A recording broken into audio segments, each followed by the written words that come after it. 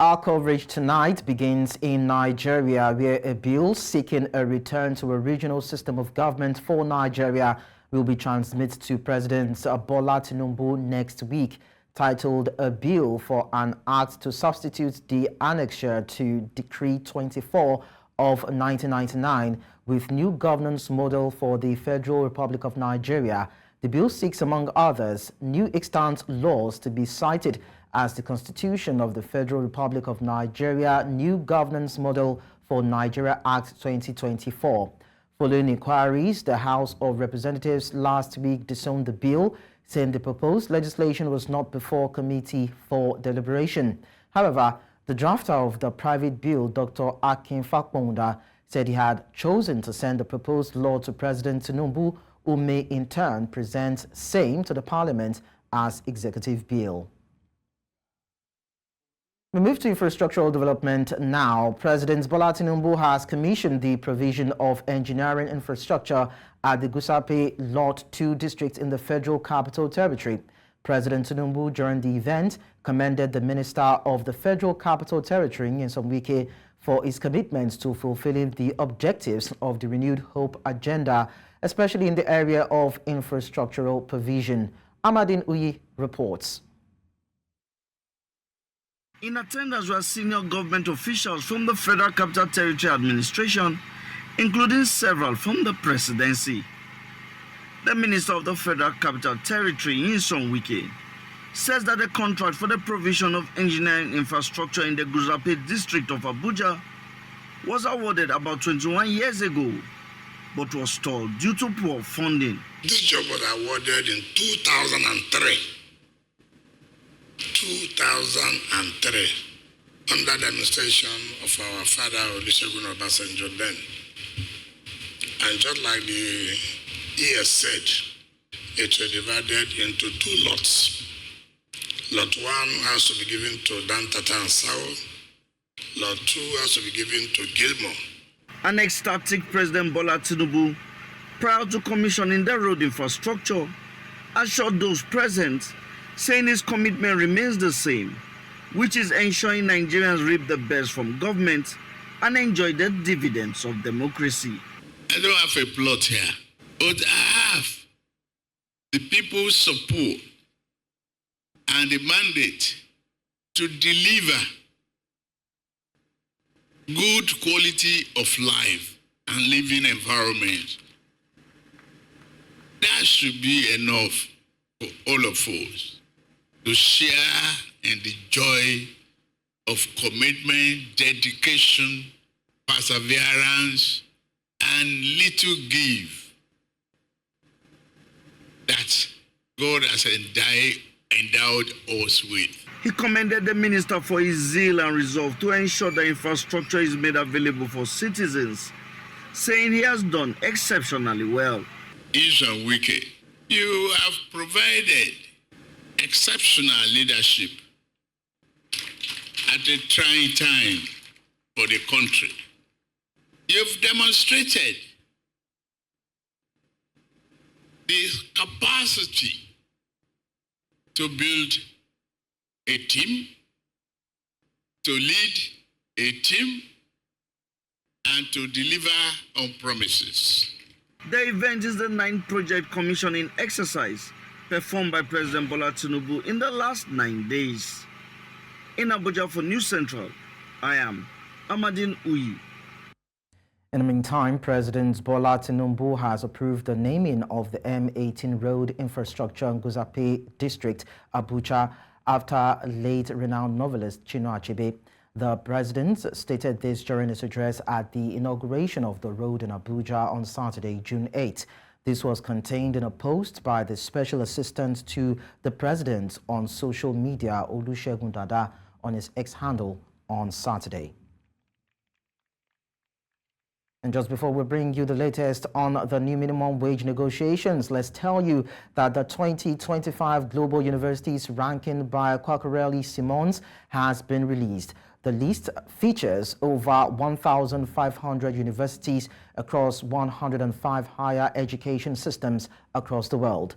No Nigerian university made the list. University of Ibadan and the University of Lagos ranked between 1,100 and 1,200. Topping the list with the most entries is the United States with 197 ranked institutions.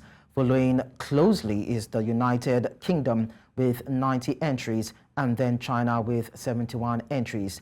Massachusetts Institute of Technology tops the list for the 13th consecutive year, followed by Imperial College London, the University of Oxford, Harvard University, and the University of Cambridge. The QS uses academic excellence, reputation, and global diversity as yardsticks to evaluate institutions. The ranking showcases the need for Nigerian universities to upgrade their global competitiveness.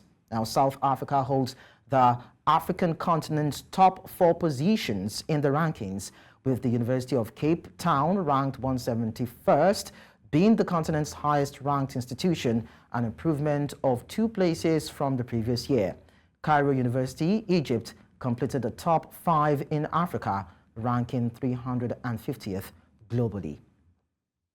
Now, joining me to discuss this is Professor Segun Kolawole, the VC of Trinity University, Lagos, and former Dean, Faculty of Education, University of Ibadan.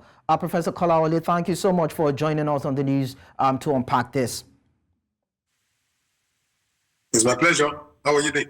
Of course, we're doing great. I'm doing good too. Now, Professor Kolawole, in 2023, according to the Center for World University Rankings, the University of Ibadan, University of Nigeria, University of Lagos, and Ahmadu Bello University were recognized as among the best universities globally. Now, what factors would you say are responsible for the fall from grace looking at this latest ranking? Well, thank you so much. I'm not particularly disappointed because no Nigerian university ranks amongst first 1,000.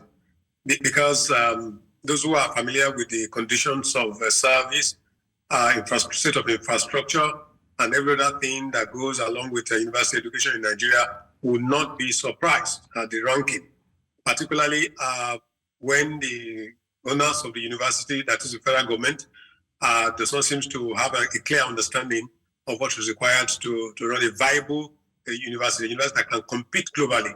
You see, currently, the Nigerian university system is not having the best of students from all over the country to reflect the diversity that is a particular point in the ranking, likely because lecturers in Nigerian universities are poorly paid.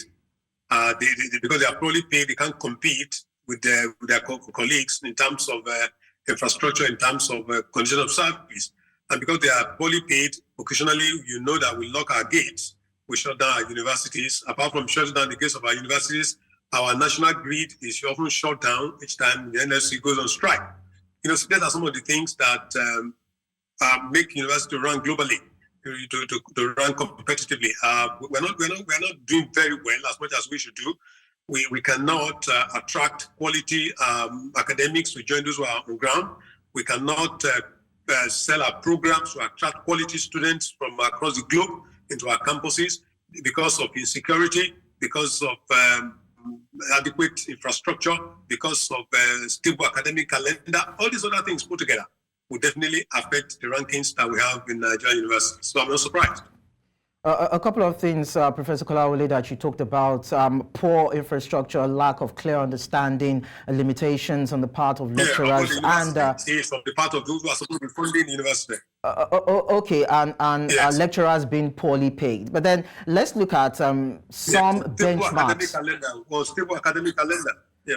Okay, understood. So let's look at the benchmark now, the global benchmark for ratings like this. Now, the Cocorelli-Simmons uses academic excellence, reputation, and global diversity as yardsticks to evaluate institutions. And now, with all of these that you've mentioned, if they are actually dealt with, or there are actual provisions, will Nigerian universities be able to compete? Because there have also been questions or complaints in some quarters that the syllabus or the education policies that have been promulgated for a couple of years now have faults, have defects. So is it about being paid? Is it about lack of understanding? Or there's some fundamental other fundamental issues that we should be dealing with?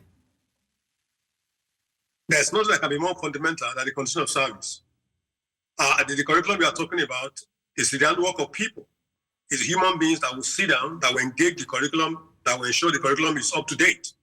If such an individual is disorganized, is not happy, he's not going to put in his or her best.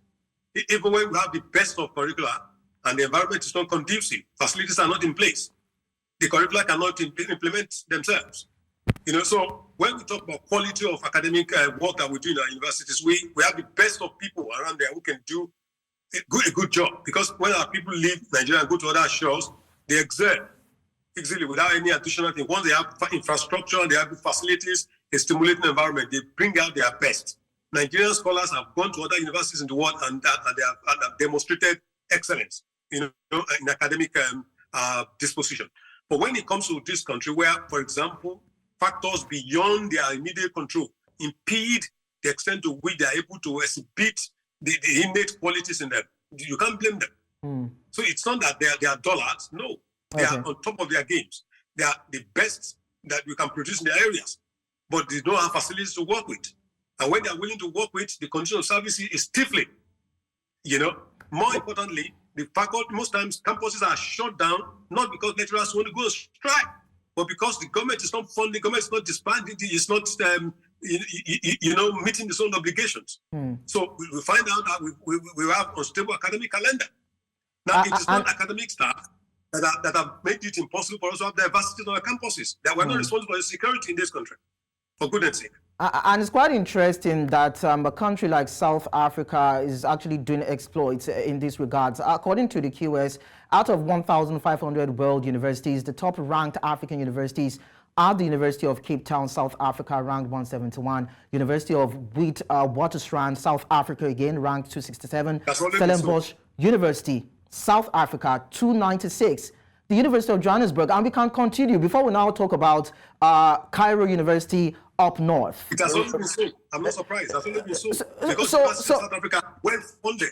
Oh, okay. So we are talking about, of course, the education system being well funded. I'd like us to be very critical in terms of our comparison.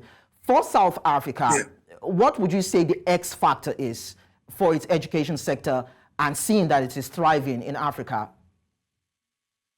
You see, South Africa has a system that is working. South African university system attracts scholars from across the globe because the conditions of service are competitive, comparable to what happens everywhere in Europe, in America. So when you are in South Africa, you do not feel disadvantaged. You don't feel you are out of the normal system. Everything works. The system works. Your condition of service is excellent. So you can do what you are expected to do, and you get a result. You get published effortlessly. You are encouraged to publish. These are things that are missing in Nigeria. And if we shout, we tell them, people will begin to blame academics for not being careful, for not being reflecting the economic situation of the country. The world is not going to wait for us. The world is moved on. So it's either we decide to do the right thing and compete favorably with the world, or we remain backbenchers.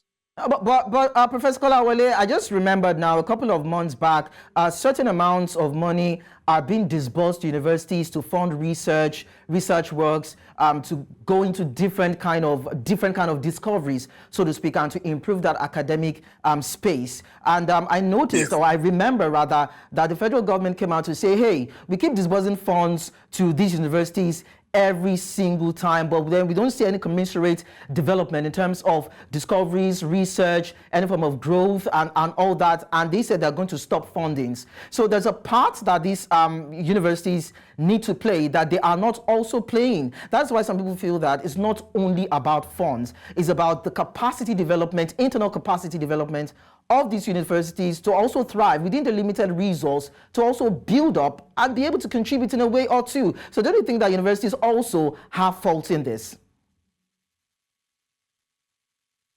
It would have been very interesting if the government had gone ahead to name those universities concerned. The government should identify the universities that they gave money to that didn't deliver. And then we would come up with about 5 or 6 universities that should have been funded properly to deliver. The university where I work, my colleagues deliver, we deliver. But our biggest constraint is lack of fund. So if the government is going to fund universities, it's based on their ranking, based on what they have capacity to do, based on what they expect them to do. For example, if you say this university, so, you are known for to be excellent in these areas. We're giving you money in the next 2 years. This is what we want to see. Go to this University X. We know you have expertise in this. We give you money to produce this. The system in place to monitor, to ensure that whether at the end of the program, whether the university will deliver or not. But it's not enough for the government to say that he has released money on paper, and there's no evidence the money actually gets to the university system. Okay. So you can't get a result from such. Okay, we hope that something will be done to improve the values of the education sector. Professor Segun Kolawole, VC, Trinity University and Lagos. Decisively. Yeah. Well, we hope that they will heed the call. Thank you so much, Professor Segun Kolawole, for talking to us at this time. It's my pleasure. We now go on our short break. We'll be back with more stories. Don't go away. Many thanks for being there. A bill seeking to establish a Federal College of Agriculture in Aguila, Benue State has received overwhelming acceptance during a public hearing at the National Assembly. The public hearing, which attracted stakeholders from various sectors, including education, agriculture, and government, saw widespread support for the bill. Speakers praised the initiative, highlighting the potential of the college to address the nation's agricultural challenges. The sponsor, Philip Adbese, who represents Ado Akpoku Odbadibo Federal Constituency, said the proposed institution is critical to Nigeria's food production and research. He noted that this is a significant step towards transforming Nigeria's agricultural sector and unlocking its full potential. And I'll tell you that MultiChoice Nigeria says it will appeal Friday's ruling of the Competition and Consumer Protection Tribunal in Abuja, which awarded a 150 million naira fine against it for challenging the court's jurisdiction. The tribunal had fined MultiChoice Nigeria the sum of 150 million naira for disobeying its order. The order had restrained the pay TV company from increasing its monthly subscription pending the determination of suit brought before it by an Abuja-based lawyer, Festus Onifadi. The tribunal also ordered the pay TV company to provide its Nigerian customers with a 1-month free subscription to its DSTV and GoTV packages. MultiChoice, in a statement, disagreed with the ruling, saying it will file an appeal against it. And I'll tell you that a former president of the Nigerian Senate, Bukola Saraki, has lauded the Supreme Court's decision to overturn the Federal High Court's ruling on the alleged 3.5 billion fraud case involving Melrose General Services Limited. Saraki said the judgment validates its earlier assertion that the case was politically motivated, aimed at targeting him for a Senate presidency during the Buhari administration. Saraki, speaking through his media head, Yusuph Olaniyonu, emphasized the vindication following the Supreme Court's verdict on June 7 in Abuja. In April 2018, the Economic and Financial Crimes Commission had claimed that Melrose General Services Limited fraudulently obtained 1.4 billion naira from the Nigeria Governors Forum, a charge now overturned by the recent ruling. Saraki added that allegations of Paris Club fraud were nothing more than a smokescreen designed to weaken the institution of his office. Now, the legislature is one of the 3 arms of government, and its primary role is to enact laws. In this report, News Central's Austin Azu examines the first-year performance of the 8th Assembly of the Delta State Legislature. The legislature is the arm of government primarily responsible for enacting laws that focus on the progress and well-being of the state.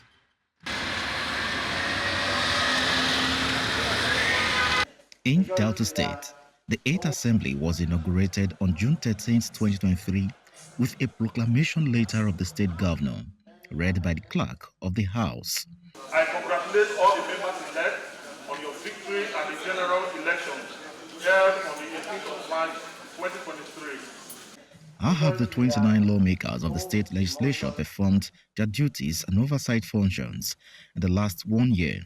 The 8th Assembly, I restate my earlier position, have performed below average. They need to act as an assembly that can help to cushion the very difficult times that Deltas are in. Not just me alone, so many persons are complaining because they are there to speak for us. And they too make laws that they cannot at least keep. I am not going to praise them for the past 1 year because if you look at what is happening in the state at the moment, occasioned by rising cost of living, they have not in any way sent a bill to the state governor on issues affecting the people of the state. Speaker of the House of Assembly, Emomitimi Gowo, during a press conference to celebrate the legislature's first anniversary, highlighted their achievements, including passing motions and resolutions focused on improving the welfare and security of Delta residents. In the period under review, the House received a total of 18 bills, 15 executive bills and 3 private member bills. Out of the 18 bills, the following 9 bills have been passed and 3 assented to. In response to reporters' questions about local government autonomy, the Speaker called the federal government's lawsuit against the 36 state governors an aberration. I want to say that what the AGF has done for me is an aberration. Aberration in the sense that it is unconstitutional for the federal government to deduct at source from the states what belongs to the local governments. While the Delta House of Assembly has a reputation for being vibrant, the real test lies in the impact on its citizens. Residents are looking for people-oriented legislation, effective oversight, and a strong check on the executive branch. In Delta, for News Central, Austin Azu. We'll now tell you that the Nigeria Labour Congress has accused state governors of being in bad faith in the minimum wage negotiations, rebuting the governor's claim that paying 60,000 naira monthly is not sustainable. Governors, through the Nigeria Governors Forum, rejected the proposed wage, citing concerns over budgetary strains. NGF worried that implementing the 60,000 naira wage would exhaust state funds, leaving little for development projects. NLC's Public Affairs head, Benson Opa, criticized the governor's stance, saying it is unprecedented and untimely amidst ongoing negotiations. Opa stated that they believe the governors have acted in bad faith, and he adds that it was unheard of for such a statement to be issued to the world in the middle of an ongoing negotiation. To education now.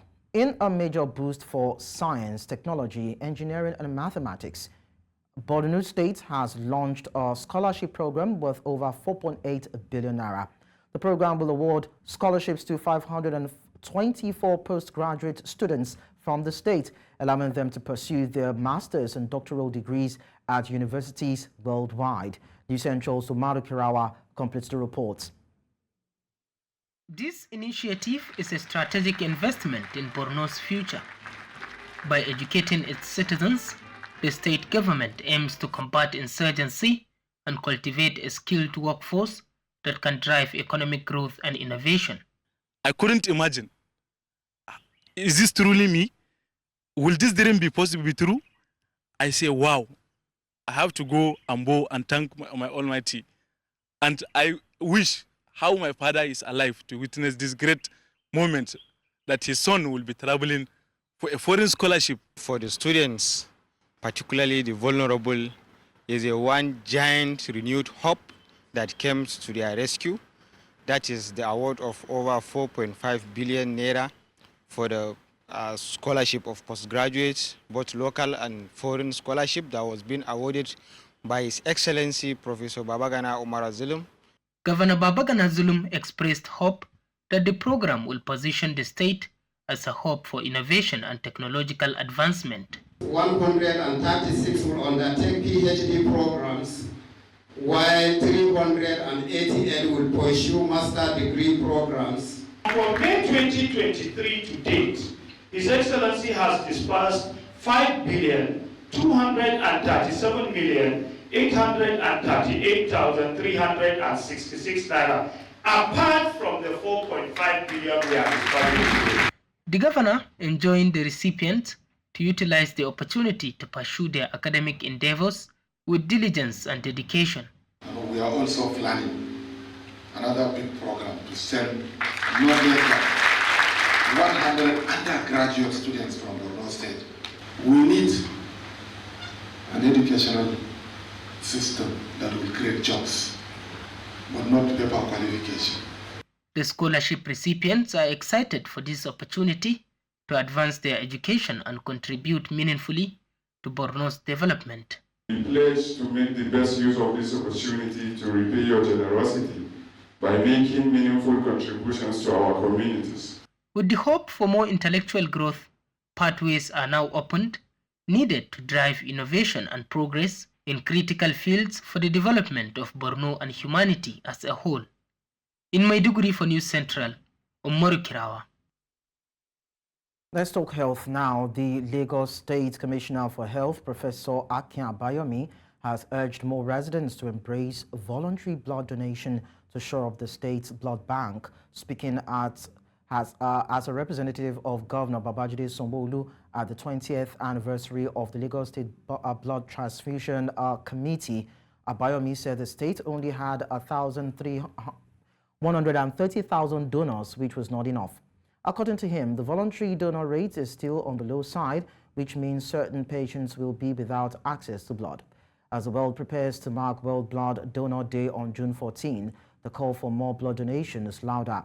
How significant is blood donation? Well, earlier on the news, Dr. Chukwuka Pascal Obodo, CEO, co-founder My Medicare, spoke to us on this development. People have a lot of misconceptions and beliefs, about blood transfusion. So people believe that giving blood to someone is not the proper thing to do. Also, when you look at the cultural and religious background, certain religious groups don't believe in blood transfusion. They don't give blood, and they also don't receive blood from someone. And also awareness. Many people are not really aware on that there's need for them to give blood. You see a lot of patients that now people that have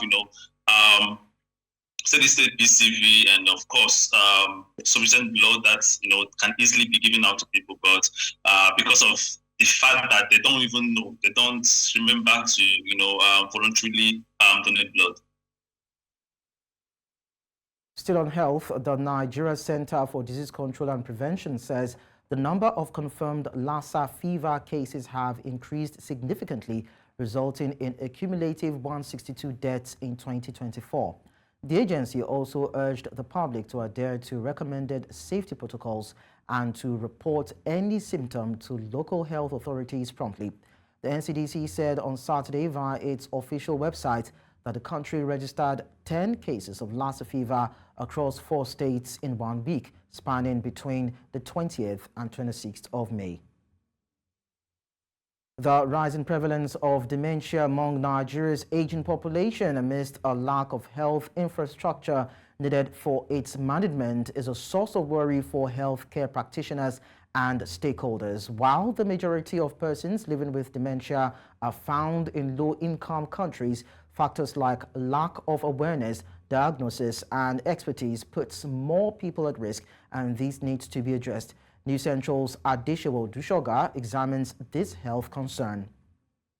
As of 2015, an estimated 2.13 million people were living with dementia in sub-Saharan Africa. And this number is projected to nearly double every 20 years, increasing to 3.48 million by 2030 and 7.62 million by 2050.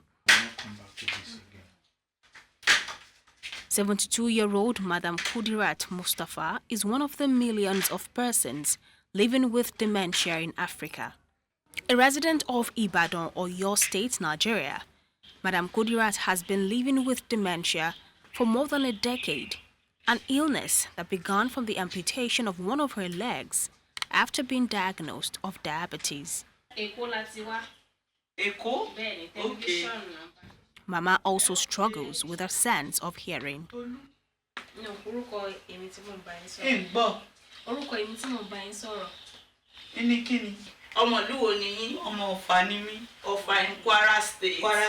Yes. Victoria is Madam Kudirat Mustafa's daughter-in-law and also doubles as her caregiver, a responsibility she took up since her mother-in-law was diagnosed with dementia. Victoria had to switch careers as an accountant to being a caregiver and a school teacher to afford her time to better care for her mother-in-law of more than 18 years. It was after the amputation we discovered that she was losing memory. She couldn't remember simple things like her name. She was mixing up the faces of the children. She would call this one another person's name. And then she would wake up in the middle of the night and be asking that it's in the morning she wants to go out. You know, that was when we noticed that, and then we didn't know much about dementia. I was hearing it. I've not actually known or read anything about dementia until she started exhibiting those symptoms, and it was worrisome because she'll wake up at 2 a.m. and she'll be insisting somebody wants to buy something from our provision store. Come and open the door. I was like, provision store that you have left some years ago back in the north. Who is buying something at 2 a.m.? Dementia is one of the major causes of disability and dependency among older people globally. It has physical, psychological, social, and economic impact, not only for people living with it, but also for the carers, families, and society at large. Victoria also shares the same fate as a carer, especially in Nigeria. Caring for somebody with dementia is very, very burdensome because, like, you know, we're told as the disease progresses, they begin to lose the ability to do basic things for themselves. Bathing, knowing the proper place to go to ease themselves, you know, it becomes difficult. They will lose. Sometimes they will, you know, mistakenly or accidentally do it on themselves, and you will like, you know, those kind of a thing. And you will think they are deliberately doing it. But most times it's not deliberate. It's just that at that moment they become confused. They don't know which way to take. Sometimes she can go to the kitchen and she will tell you she's going to the toilet. Dr. Timitokwe Farumbi is a geriatric neurologist at the University College Hospital in Ibadan, where Madam Kudirat is being managed. While speaking to us, she dispels the common myth associated with dementia, especially in this part of the world, and emphasized the need to raise awareness. Dementia is getting worse, as in the prevalence is getting worse. However, the knowledge is really, really low in this part of the world because people often misconstrue dementia for other spiritual cause, or they misconstrue it as mental illness, and that has a lot of stigma attached to it. So people don't even want to come out to show what is actually wrong with their loved ones, because people can tag their parents as being a witch or a wizard, and then nobody wants to associate themselves with that. I know that we have National Senior Citizen Center that was established about a year or so ago, and they are doing a lot in the social welfare of older adults, but it's still like a drop in the ocean at the moment. It's a lot there. It's a sector that needs a lot of funding and support. While the numbers of persons living with dementia in Africa are recorded in millions, there are chances that the numbers could be more amidst underdiagnosis and misdiagnosis shrouded in myth. There is also a need for the government to further raise awareness, create an enabling environment for caregivers, and adequate health facility for senior citizens in the country. In Ibadan, Oyo State, for News Central, Adeshewa Odushoga. News Central now continues in West Africa, where U.S. and Nigerian soldiers took part in a ceremony marking the withdrawal of U.S. troops from Niger, with more than 269 out of 946 already having left the country. The withdrawal comes after the signing of an agreement between Washington and the Niamey military regime in May. Chief of Staff of the Niger Army, Colonel Mamane Sani Kiao, said representatives of the two parties participated to spare no efforts to ensure the success of this withdrawal. Depuis la signature de l'accord sur le retrait des troupes américaines le 19 mai 2024, plus de 269 éléments sur 946 et plusieurs tonnes de matériel ont déjà quitté le Niger. Ce vol du 7 juin du C-130 Globemaster 3 de l'armée de l'air américaine depuis la base 101 de Niamey marque le début d'une série de plusieurs rotations de gros porteurs pour le rapatriement du personnel et du matériel conformément à l'accord du 19 mai 2020. In East Africa, two alleged lesbians said to be seeking to get married have been arrested in the Comoros, where same-sex relationships are forbidden. The women are being detained in a prison in the Indian Ocean Archipelago's capital, Moroni, pending a court appearance, and could face up to 2 years imprisonment or a €600 fine. The allegations against the women seem to have surfaced following controversy over a lesbian wedding in neighboring Mayotte, home to an 870,000-strong, mainly Muslim population. The Comoros introduced legislation against same-sex sexual activity in 1981, 6 years after independence from France.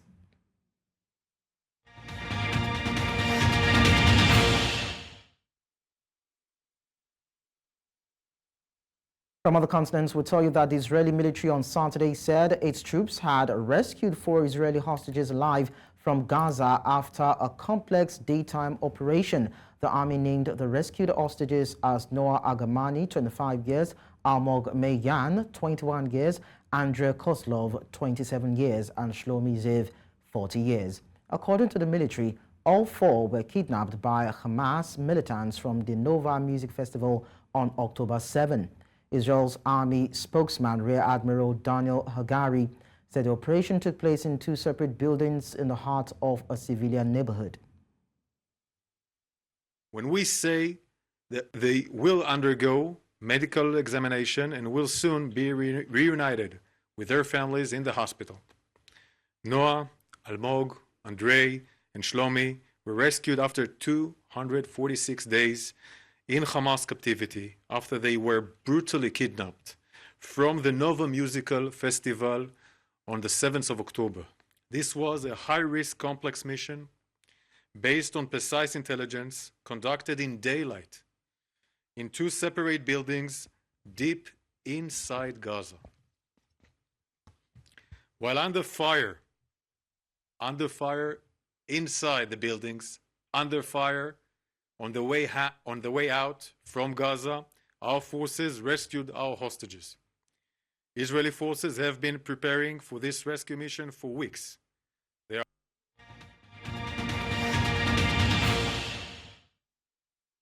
In business, foreign exchange gains have surged as a major revenue source for Nigeria's FAAC. That's the fact. This is according to a report by a think tank, Agora Policy. Exchange gain represents the difference between budgeted and actual exchange rates used to convert revenue for the Federal Allocation Committee distribution. While traditionally a factor, exchange gain recently surpassed value-added tax as the top contributor in June 2023 and February 2024. From May 2023 to April 2024, exchange gain contributed 4.23 trillion naira, which is 20.14% of the total 20.99 trillion naira FAC revenue during the 12-month period.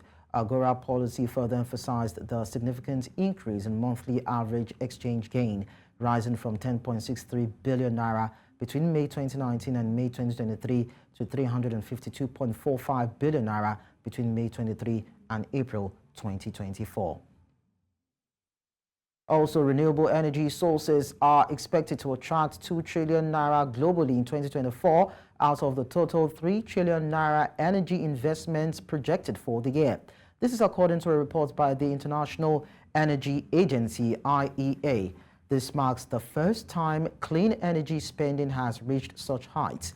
China leads the pack, investing a massive $675 billion in clean energy, followed by Europe and the US at $370 billion and $315 billion, respectively. The IEA report highlighted a shift towards a cleaner energy future, fueled by improving supply chains and cost reductions for clean technologies. However, challenges remain, as the report also points out uneven investment patterns across the globe. Up next is sports news. In sports, the Super Eagles of Nigeria played out a 1-1 draw with the Bafana Bafana of South Africa in a 2026 FIFA World Cup qualifying match, which was played at the Godswill Akpabio Stadium in Uyo. Coach Finidi George remains confident ahead of the game against Benin, which will be played on Monday. The result means that Nigeria are placed 5th in a table of 6 teams after 3 matches in the 10-match competition. Super Eagles media officer Promise Foge, while speaking to us earlier, stated that the team will depart Nigeria on Sunday ahead of the Benin Republic clash, which will be played in Abidjan, Ivory Coast. He also gave injury updates in the Super Eagles camp. We saw that Fisayo Dele Bashiru had to leave the game injured yesterday. The doctors, I spoke with one of the doctors this morning, and he said they would have an assessment of the player today to know the extent of the injury. But it doesn't seem like it will be anything very serious. Semi Ajayi also had a slight knock, which informed his substitution in the second half of the game. The doctors are assessing these players, and I do not think it's anything to worry about. And so the team will depart tomorrow, Sunday. They have a training session this evening. They would have a light warm-up in the morning tomorrow before departing for Côte d'Ivoire, where they will have a single training session at the pitch where the game will be played on Monday evening. The 4th edition of the Emmanuel Egbele Annual Scrabble Tourney was concluded at the Grand Ballroom, Eco Hotels, Lagos. The tournament saw over 100 players participate in the Premier and Light Division for a total prize pool of 4 million naira. After 18 rounds of competition, Africa's only world Scrabble champion, Wellington Jigere, won the Premier Division with 2 rounds to go, with 17 wins and 1 loss, while Okemute Tega finished second on accumulated points despite tying on 12 wins and 6 losses, with Cyril Omebie coming in third. Meanwhile, in the Light Division, after 18 rounds of games, Monday Christopher came out tops on more accumulated points, despite tying on 14 wins and 4 losses, with Itwa Sunday, who came in second, and Omije Osagaide came in third with 13 wins and 5 losses. Convener of the event, Emmanuel Egbele Tourney, Premier Division and Light Division champions all spoke about the importance of the tournament, its growth from the 1st division to the 4th, and the level of competition it provides for elite players of the mind sports. The whole idea of Scrabble, just like every other maybe board game like chess, is a mind sport, like you said. And the level of awareness that we have today is not where we want it to be, because we know that sports like this, first and foremost, is all about, intellect, strategy, and it also helps, in even developing the mind. Basically, I think one of the major things that can be done to improve Scrabble awareness out there is basically a better sponsorship of Scrabble events and Scrabble-related events. I feel elated. All glory to God. It's been a struggle. Scrabble is like that. You win sometimes, you lose. But I'm happy that I am winning this time. And that's a wrap on Sport Update. I am Udoka Njoko.